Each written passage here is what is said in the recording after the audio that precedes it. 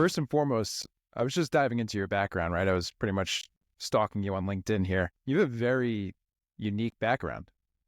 So, undergrad in architecture from UT, right? Go Longhorns.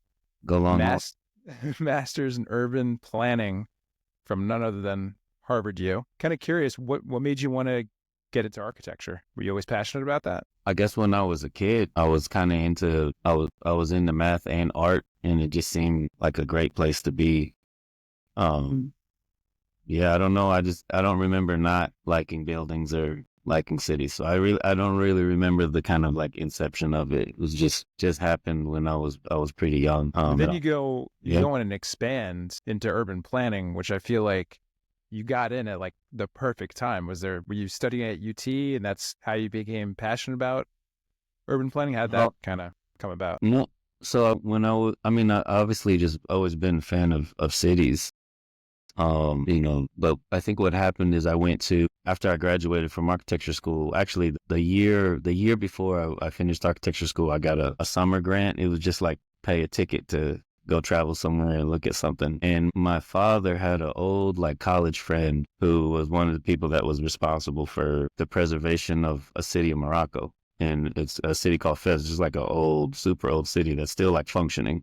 I wrote a short proposal and they gave me like $1,000, and I bought a ticket and I went and I ended up living in the old city. And this gentleman that was my father's like college friend, like connected me to all these architects and all these agencies, and they toured me around the city. And I fell in love with the place. And I fell in love with just the idea of urban planning, which I wasn't actually not that familiar with in architecture school because it was really like design focused. Although, you study a lot about like urban theory and all of that, but planning as a practice, I think that was my first introduction to it. So when the experience was so good during that summer that I and the people that I met, they kind of wrote me letters of recommendation when I submitted to go on Fulbright for a year um, in Morocco in the same city.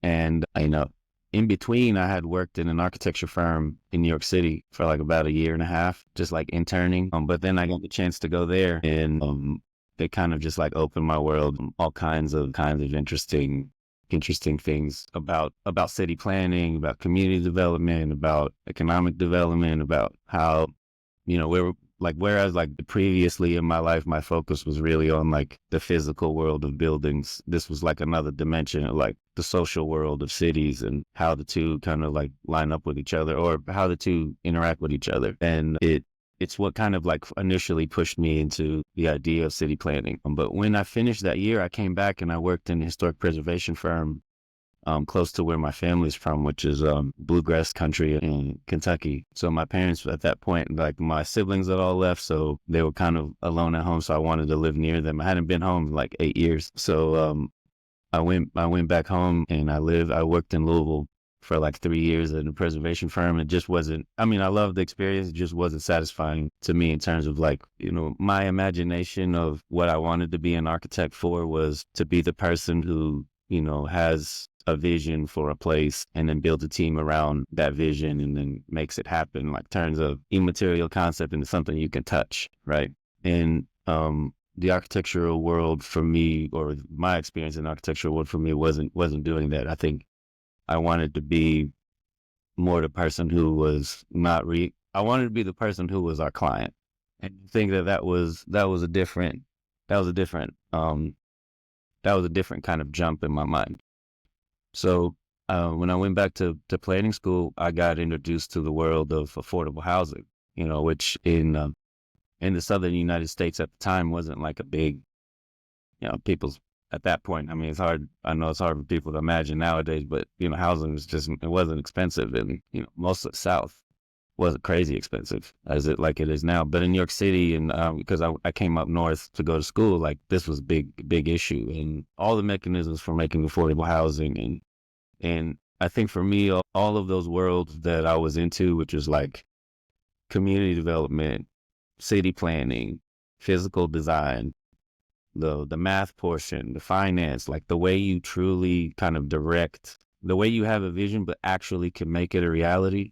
Those are the tools that I learned at city planning school, and I had the benefit of like being able to take classes at the business school and take classes at the government school. And like, you get to learn all the different components of it. So I unfortunately graduated like right when the economy like blew up and during the Right. recession. So, I spent like a few months, like, doing whatever I could to pay the bills. But eventually I got a job at an affordable housing developer, a nonprofit affordable housing developer in Brooklyn called Cypress Hills. And they're a nonprofit, community-based organization that's focused on basically Cypress Hills, East New York neighborhood in Brooklyn, but they did their own development, and it was kind of a cool world to be in because I was starting to like actually professionally practice the things that, I had read about. Yeah. And this Oh, was over 10 years ago at this point, you would say?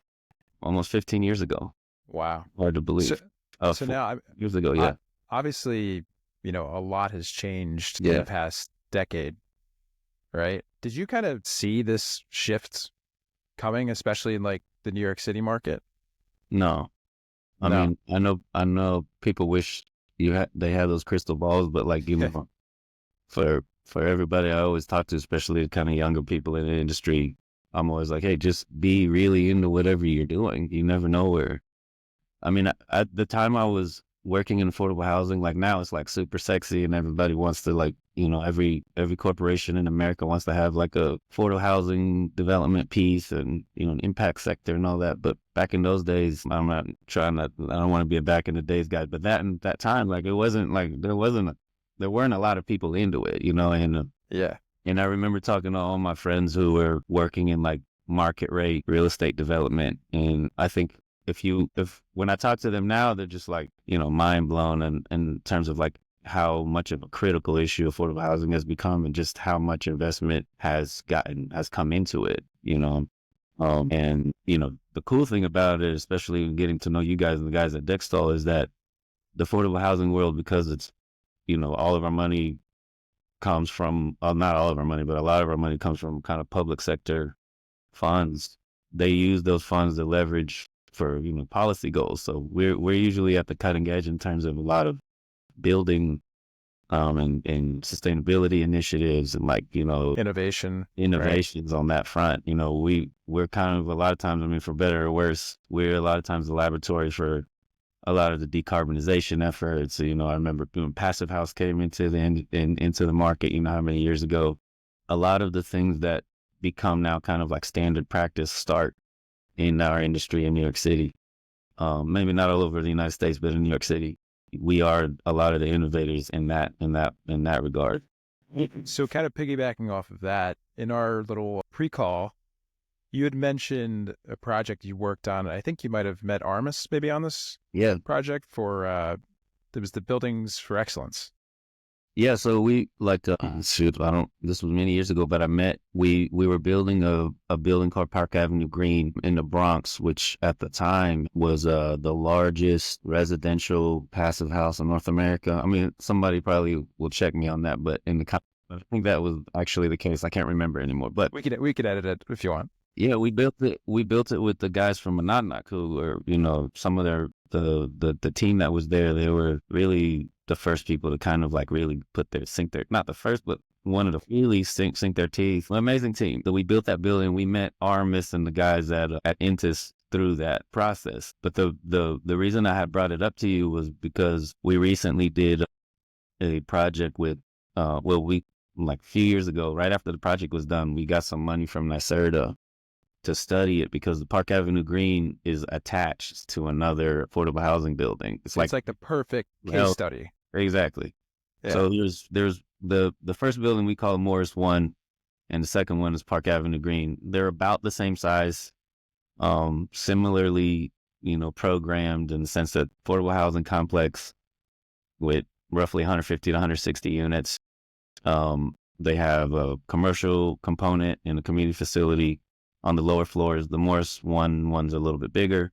They have the same size PV panel system. They have a micro turbine CHP that's the same size on both buildings, and they're on the same hill in the same location, facing the same direction. So in one of them was a LEED gold building. So Morris 1 was a LEED gold building. or certified LEED Gold. And then Park Avenue Green was a certified passive house building, FIAS certified. We had mentioned, been talking to the NYSERDA guys and the Bright Power guys who were our partners on the job. And we're saying, wow, what a perfect example to kind of test, the LEED Gold, which at that point was becoming kind of just like the standard, and the passive house to see like, how do they perform? And And and we are about to publish the report. So, but I just, the initial pieces of it are kind of interesting in that just same buildings, relatively close, similar buildings, same size, but one of them has a fully electric heating and cooling system. It's a VRF system, and it uses just old school condensing boilers for domestic hot water. The other one it has a PTAC system that has a boiler, but condensing boilers that feed those PTACs for heat, but also produce the hot water. So, but obviously one to the passive house standard, one to the LEED standard. And when we're looking at it, the passive house building is 30% more efficient. It uses less electricity than the LEED Gold building, despite the fact that it uses electricity to heat and cool, whereas the LEED Gold building uses electricity just to cool. So despite the fact that you're using electricity all year round, electricity in Morris 2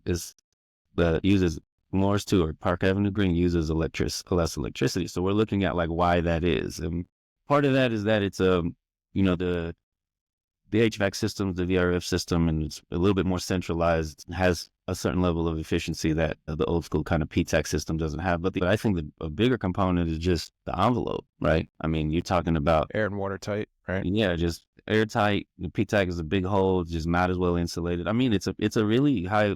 I don't mean to say that to talk down about the first building. First building is incredibly efficient, but I just thought when we saw those results, which we just saw, a few months ago, I was like, wow, like that's really like kind of a shift in mindset about the importance of an envelope, a building envelope. And, the more we have these conversations about decarbonization in the industry, whatever we do presentations or conferences or whatever, the more you realize like step number one is a tight and efficient envelope. I mean, we had 7 inches of insulation on the outside of Park Avenue Green. And obviously because it's a VRF system, very few penetrations. And then we also used the UPVC window. So the window performance, the facade performance, the roof performance, the roof has, 10 inches of insulation on it. I mean, this thing is truly a thermos, but you see because of that, the efficiency of it, despite the fact that you don't even have the electrical heating load on the other building. That's remarkable. And, a lot of the conversations around decarbonization, I think have a lot to do with the mechanical systems you're using, electrifying, so on and so forth. But really, it's the simplest thing you can do to make your building more efficient is to make the envelope as tight and as well insulated as possible. And Yeah. it's got to be step one to any decarbonization strategy. And I think more and more people in the industry are starting to see that. And I was hoping that we would, especially from the utility side, from the city side, that we would see more and more policy kind of gear itself towards energy efficiency by improving building envelope performance, which is an incredibly expensive process, but well worth it, Now, do you think on that topic, do you think that banks, the government will become more supportive as more reports like you're talking about become more available? Because how long ago was that? That was probably what? I mean, we've been working on this for, I think, 5 years, this grant. But yeah, I think it's going to have to be. And look, the reality is like, many years ago when they first started giving out huge grants for PV panels, I don't think anybody was expecting that. Like pretty much there's solar panels everywhere. You know what I mean? Right.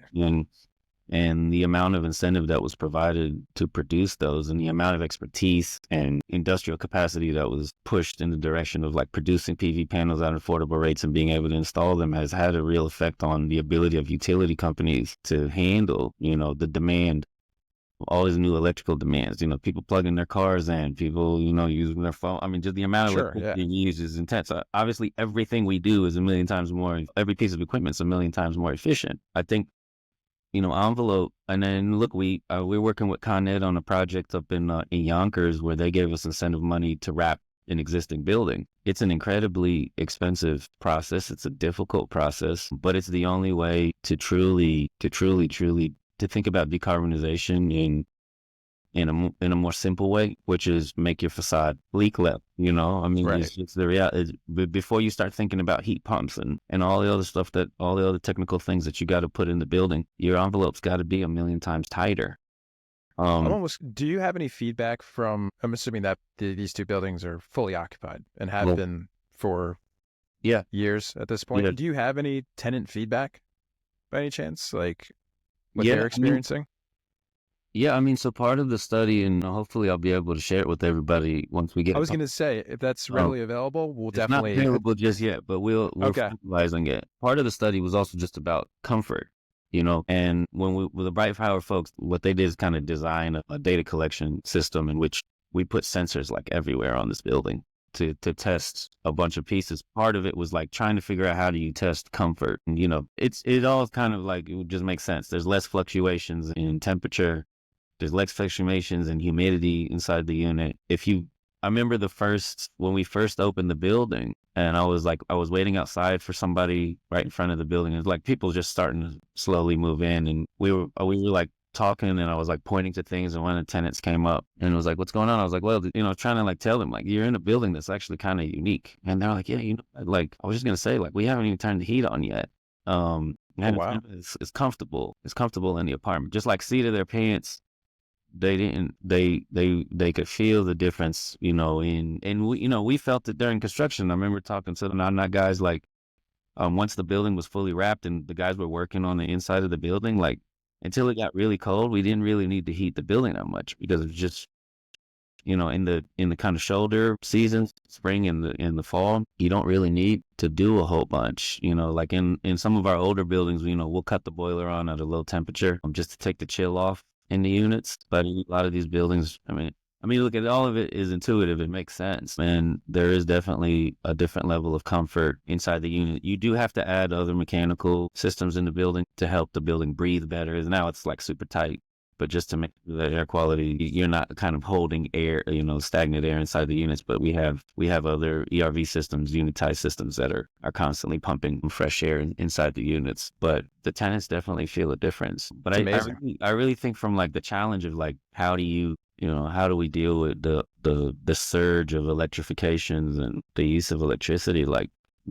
there has to be some more kind of innovative thinking from the utility side, the bank side, and the city government side about how we can kind of incentivize owners to wrap their buildings. You know, because right now, like I said, it's terribly expensive. You know, uh, Well, and kind of in the same breath, like I yeah, was reading up on 485 tax abatement, where you have, right, the tax break, but at the same time, you're paying higher wage rates, right, for larger projects specifically. It becomes like a balancing act, doesn't it, a yeah, little bit? I'm not that familiar with that tax incentive, but the biggest question is just like upfront cost. You know, like what is that cash worth to the owners now? Like I give you one of the things we learned from, for example, Morse One and Morse Two. Park Avenue Green and Morse One is like Park Avenue Green is using a less electricity, or yes, using less power in general because it has more devices attached to the same meter. It more costly because you're paying like peak demand rates. So the price of electricity at Park Avenue Green is more expensive than it is at Morris One. So I think that there's ways that the utilities and, you know, besides just like giving people incentives, which is obviously nobody's going to say no to cash to make it happen. There's other ways that you can incentivize owners to do things like, you know, seal it. And I'm not talking about just like, you know, what we're doing, like Steve, what we're doing with Dextol in these buildings is like we're retrofitting the exterior. Oh yeah, I mean, it's like a brand new, we're figuring out how to wrap the building with, you know, non-combustible, you know, I think we're hitting like 20 R20, R24, R25, you know, brand new facade. And it's difficult to do in a dense urban environment.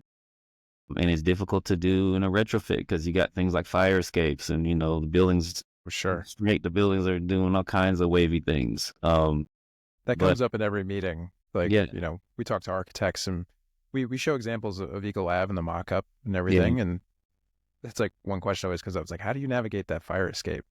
You yeah. know, We're it's gonna always find out, tricky. right? Yeah, I mean, we've done it, but we're about to we start have. wrapping things. So I think that there's gonna be like real examples, and it doesn't look. it's not going to work on every single building in every single location. I think that one of the solutions to how we more quickly decarbonize and help utilities deal with a lot of this has got to, like, the facades have to become the focus to me, not like something we kind of do on the side. They have to become the true focus. Is like, how do you reduce heating and cooling loads on the building? You do that by improving facade performance. Fundamentally, how you do it. We can't, like, we're doing 3 electrification projects right now. 2 of them are with you guys in the Bronx. Step 1 before you can electrify is you got to reduce the loads. Otherwise, your systems are just going to be running all the time. Constantly. You're going to run up a crazy bill for yourself. But I think on the utility side, they're incentivized, to have to make less electricity, have to make less power, build less power plants and all of that. So I think there's a lot there that the conversation needs to expand quickly so that we can, I think, and we talked about local law 11 and the facade, Sure. the facade improvements there. There's got to be something around that can help incentivize owners to, wrap their buildings as well.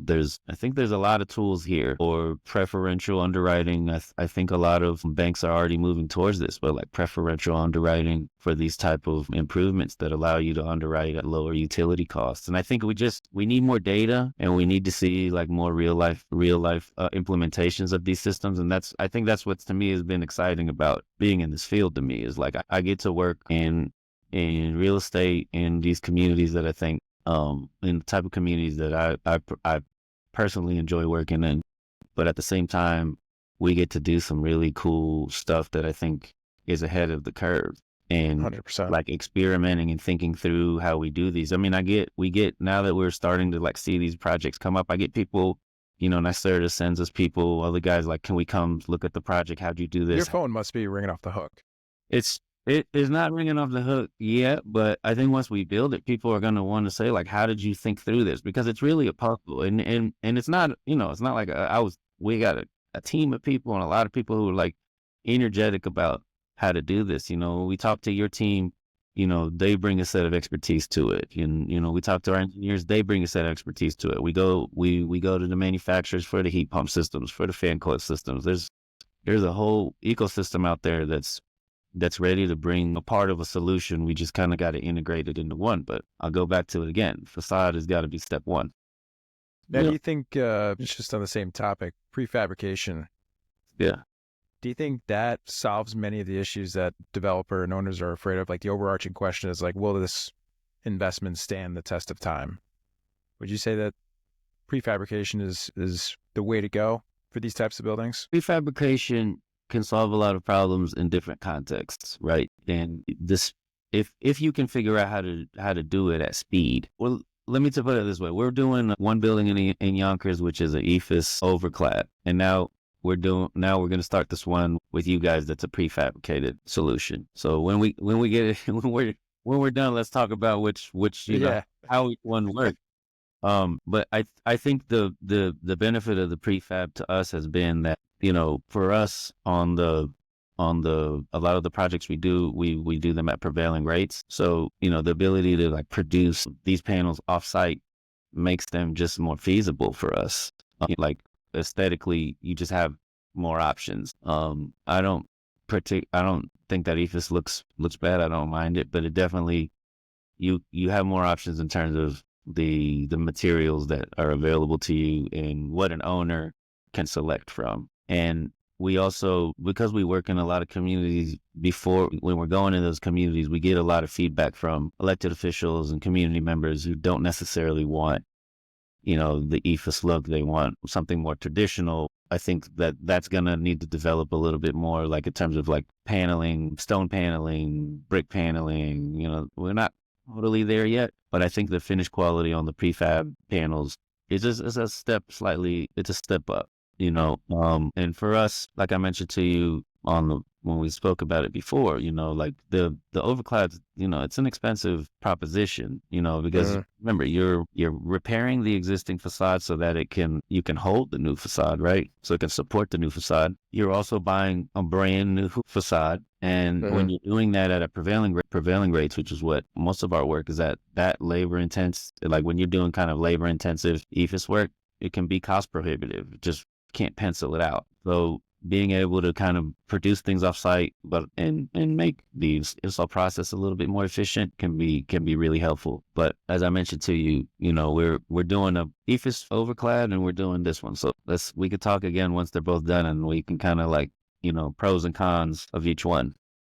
Yeah, that's going to be interesting. I mean, listen, these reports, right, especially from, the Buildings of Excellence study, right, this one, I think you're kind of paving the way for the future of construction in some regard. I think studies like these are important for people to see. But even going back to like the whole, design intent, like especially with our panels, every time we go into an architectural firm, we're always pushing that. We're very architecturally friendly, and design intent is of utmost importance. Because at the end of the day, the aesthetic of the building is extremely important. Absolutely. I mean, and that's another challenge too, is like, you do have plenty of historic buildings. You But do, yeah, a lot of these older buildings that we're talking about, retrofitting them is probably impossible. There might be other solutions.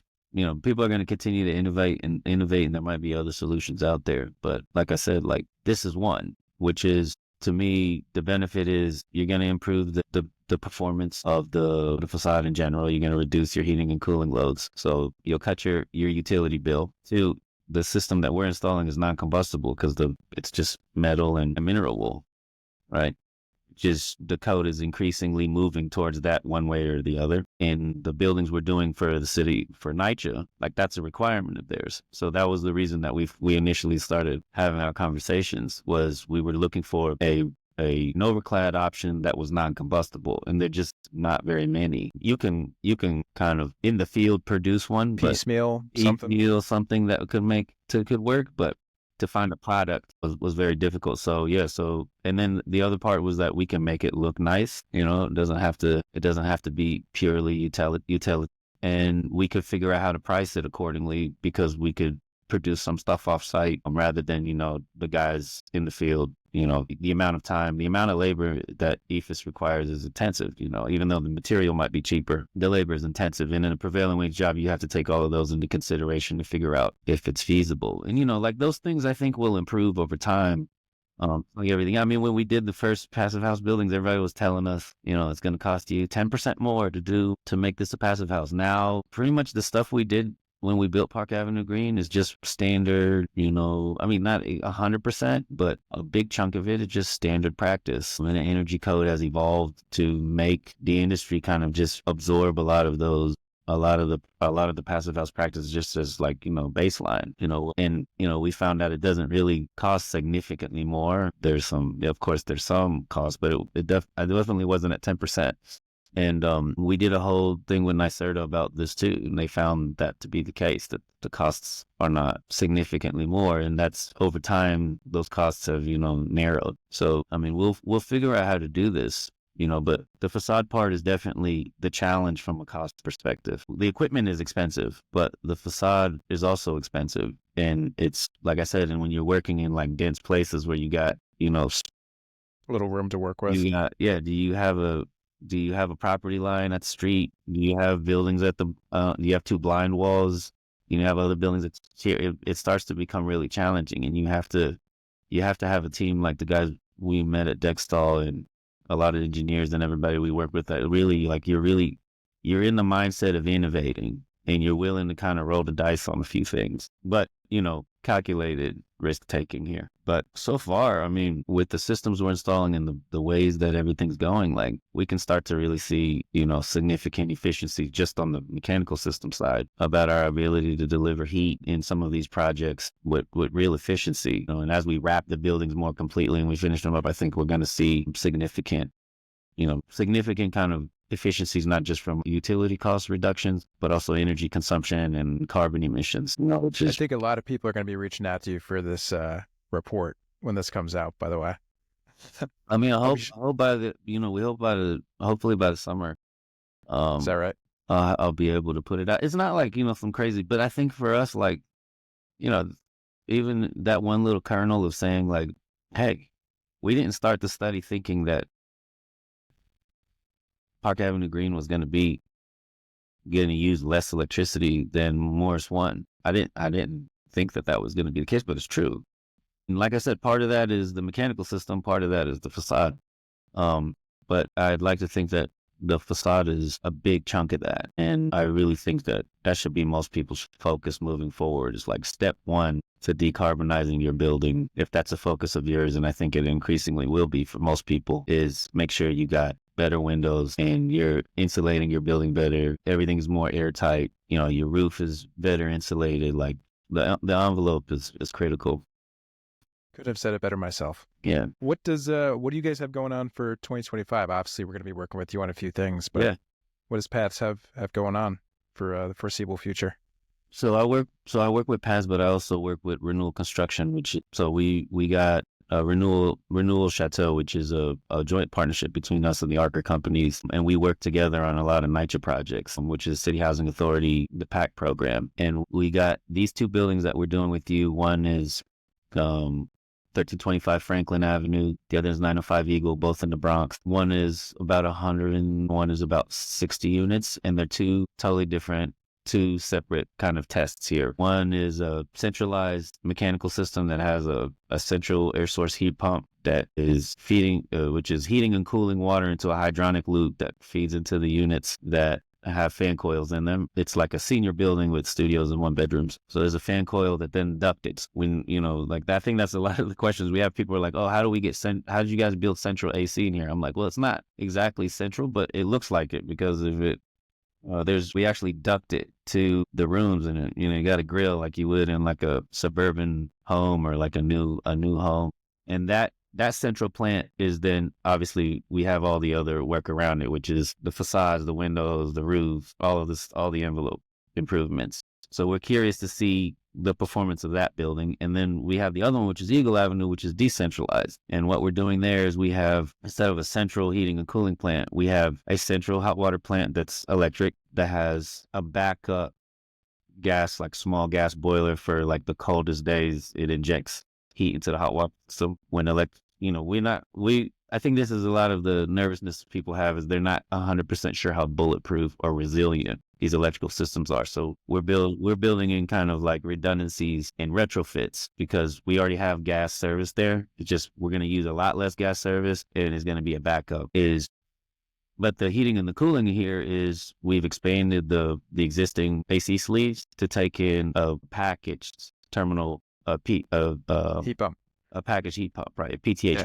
So that's a low ambient temperature heat pump. So we're curious to see how the two systems work, how they perform differently. Coexist. Plant versus, they're two separate buildings, but we'll see a centralized plant versus a decentralized plant, how they operate, how they are to maintain, what kind of energy efficiency we're going to get out of them. So that's cool. Then we have a building that we received a grant from NYSERDA.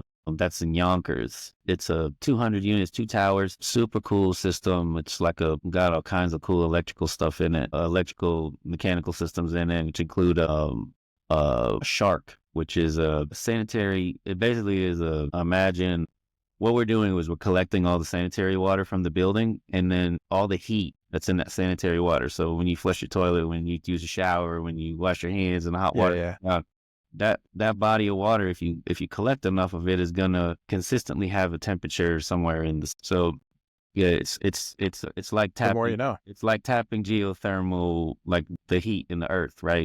It'll collect somewhere in that temperature. We can actually take that water, clean, make sure that none of the gunk and stuff in it goes through it. We run it through a heat exchanger, and we can absorb that heat back.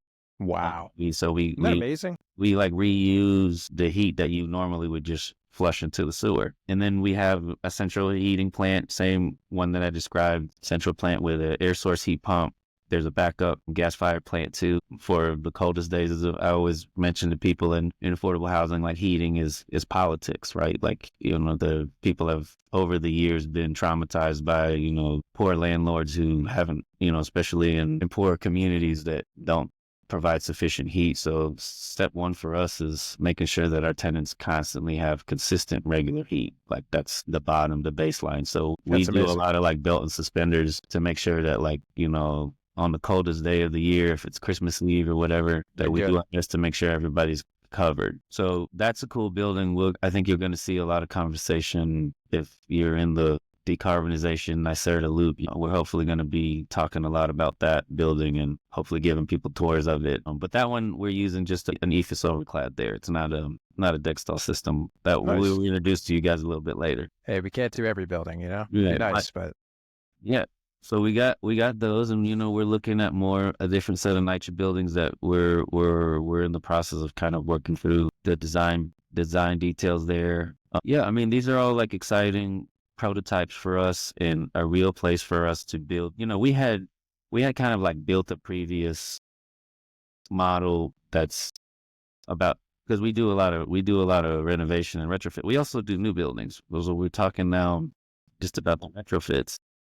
Is that how you kind of like surgically rebuild a heating plant and make it more efficient? And we had built a model around condensing boilers, and now we're developing a new model around these heat pump systems and these overclads. So it's exciting. And I think that, the more conversations we have, the more we'll be able to kind of tweak it. And hopefully people can see what we did and make improvement. Eventually, we'll come up with kind of the best practices for decarbonization, and while maintaining, comfortable living for people and comfortable living standards for people, and making sure the owners of these buildings are seeing a return on their investments. All good stuff. I think these next few years are going to be very interesting for both parties, both Dextol and you. But Abdulla, I can't thank you enough for your time, man. You've been very generous. It was a pleasure. Thank you guys, and thank you guys. I mean, we'll come back on and like do a tour once the buildings are done. Oh, we have to. I think that'd be great. We walk it. I think the install would be cool for people to see too. So if we get a chance to, like, once they're installed and we get a chance to go out there and like walk the buildings, maybe with Aramis and some of your guys, would be cool to kind of show people like how it's done. 100%. Yeah, we're definitely open to that. But listen, best of luck to you and the Pats team and renewal team, and I'm sure we'll talk very soon. Likewise, man. Thank you. Thanks, Abdulla. I appreciate it. Take care, bro. All right, man. Bye. Bye.